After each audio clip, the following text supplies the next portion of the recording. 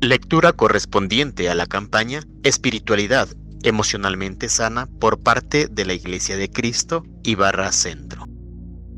Capítulo 2. El poderoso y la marginada. ¿Qué está mal con el mundo en su estado actual? En la narrativa del poderoso y la marginada, preguntaremos de forma específica, ¿qué está mal con el mundo en su estado actual?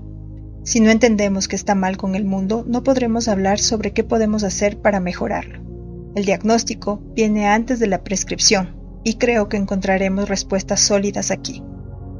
En el tercer capítulo del Evangelio de Juan, Jesucristo se encuentra con una persona influyente en la sociedad, altamente moral, líder de las instituciones cívicas y religiosas de Israel. En el capítulo siguiente se encuentra con una persona marginada en lo social, en lo moral y en lo religioso. Y resulta que era mujer. Ambos textos son bien conocidos por muchos cristianos, porque ambos dejan entrever con cierto detalle el carácter de los personajes y están llenos de diálogos memorables. Sin embargo, es interesante que cuando alguien enseña estos textos, casi siempre se tratan por separado y nunca en conjunto. Pero creo que esto es un error. Creo que hay una razón para que estos dos encuentros aparezcan uno al lado del otro en este Evangelio. El escritor quiere que los consideremos juntos. Estas dos personas parecen ser tan diferentes en la superficie y sus circunstancias tan dispares que a primera vista no tienen nada en común. Pero el autor nos está llevando a preguntarnos, a pesar de las diferencias entre el poderoso y la marginada, ¿qué tienen en común? Ya que si estas dos personas tienen algo en común, entonces todos tenemos algo en común. Entonces, ver estos encuentros en conjunto nos ayudará a ver lo que Juan está diciendo sobre la condición del mundo y el papel que todos jugamos en su estado actual. No hay formas de hablar sobre estos encuentros sin abordar el tema del pecado. Sé que las palabras pecado y pecador cargan consigo mucho bagaje cultural y pueden entender por qué muchas personas se encogen cuando escuchan a un cristiano usarlas. Desafortunadamente, estas palabras han sido utilizadas para marginalizar y deshumanizar a aquellos que no son cristianos.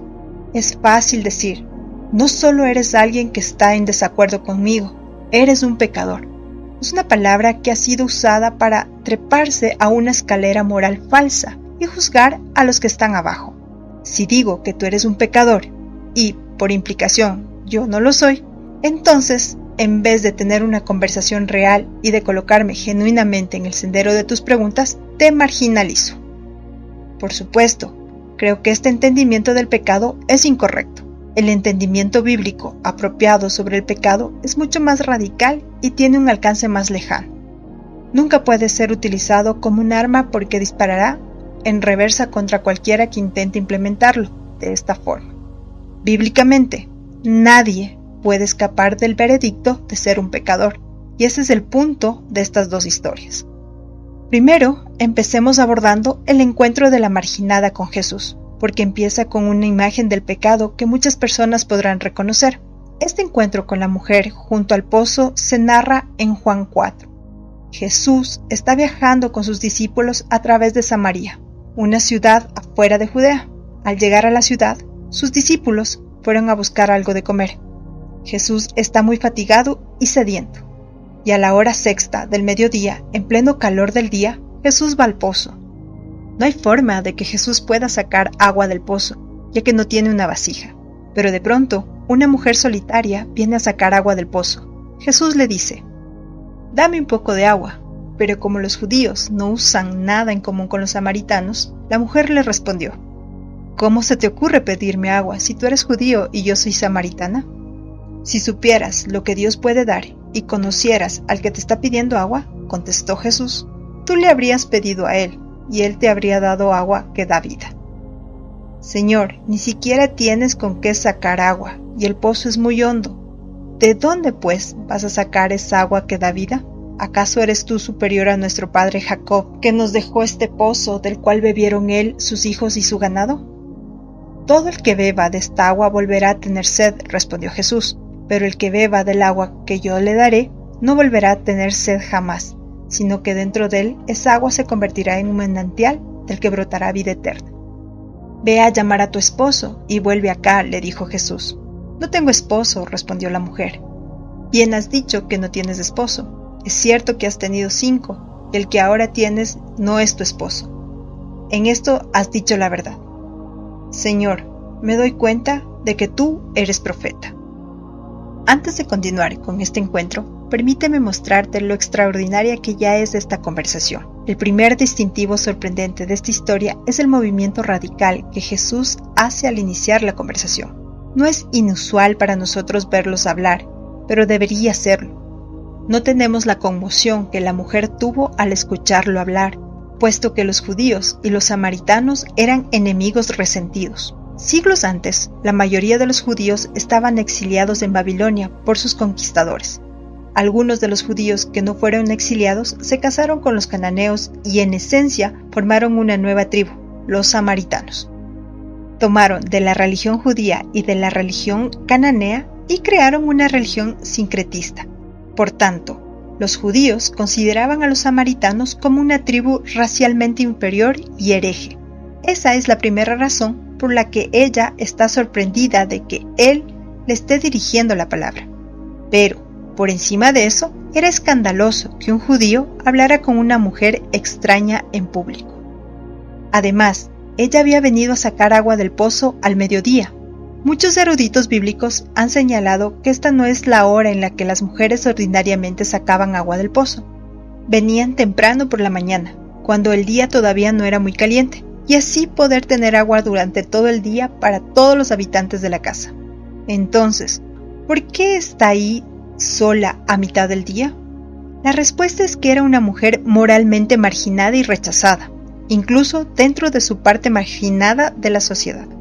Es por eso que cuando Jesús comienza a hablarle de forma deliberada, está derribando casi todas las barreras que las personas construyen alrededor de sí mismas. En este caso, una barrera racial, una barrera cultural, una barrera de género, una barrera moral. Y todas las costumbres de esos tiempos decían que Jesús, varón, judío, religioso, no debería tener nada que ver con ella. Pero a Jesús no le importa. ¿Ves lo radical que es esto? Jesús derriba todas las divisiones humanas para llegar a ella. Ella estaba maravillada y nosotros también debemos estarlo. El segundo distintivo interesante sobre este encuentro es que, aunque Jesús es muy abierto y cálido con ella, aún así la confronta, pero lo hace de una forma gentil y magistral.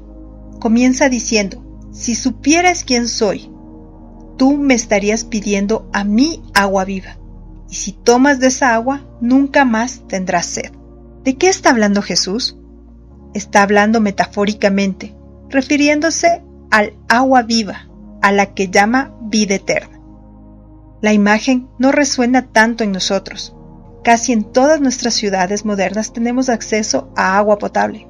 La mayoría de nosotros desconocemos la verdadera sed, pero aquellos que vivían en el clima árido, cercano al desierto, estaban familiarizados con ella.